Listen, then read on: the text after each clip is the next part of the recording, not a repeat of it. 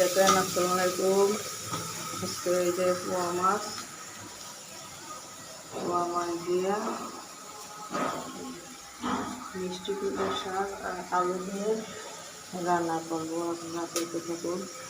আর তেল দিয়ে এলাম, পেঁয়াজ দিয়েছি, এর মধ্যে আদা রসুন দিয়েছি,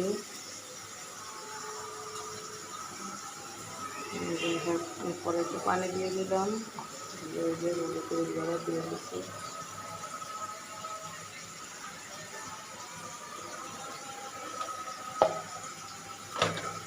মরিচের গুঁড়ো দিয়ে দিব,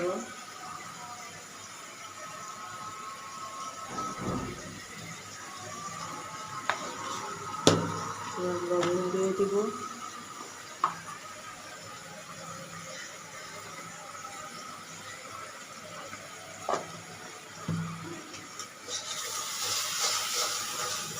আর একটু পানি দেবো মশলা কষানোর জন্য।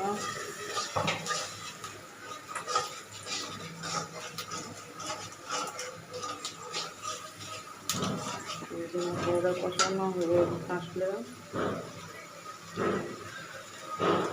আলু দিয়ে দিব, শাকটা মিষ্টি কুমড়ার শাকটা একটু পরে দিব, আলুটা আগে দেবো, এবং হয়তো আলুটা সিদ্ধ হবে না।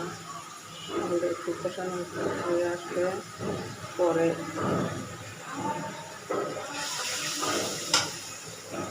মিষ্টি কুমড়ার শাকটা দিয়ে দেবো।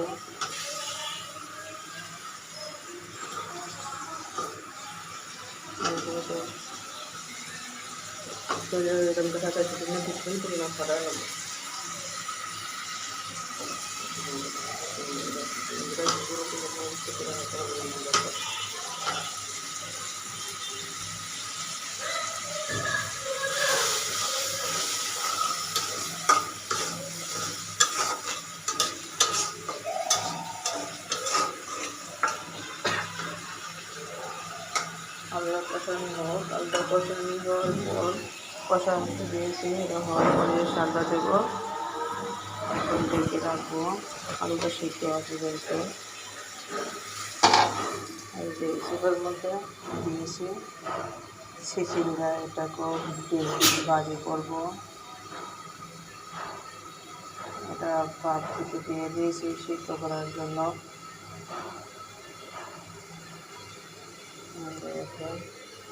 এটা সিদ্ধ করার জন্য ভাত থেকে দিয়েছি, সিদ্ধ হবে। পোয়া মাছ সাগরের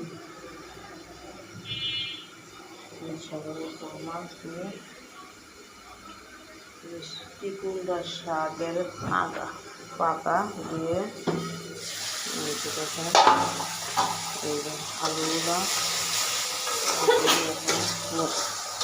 কি সুন্দর কালার এসেছে দেখেন।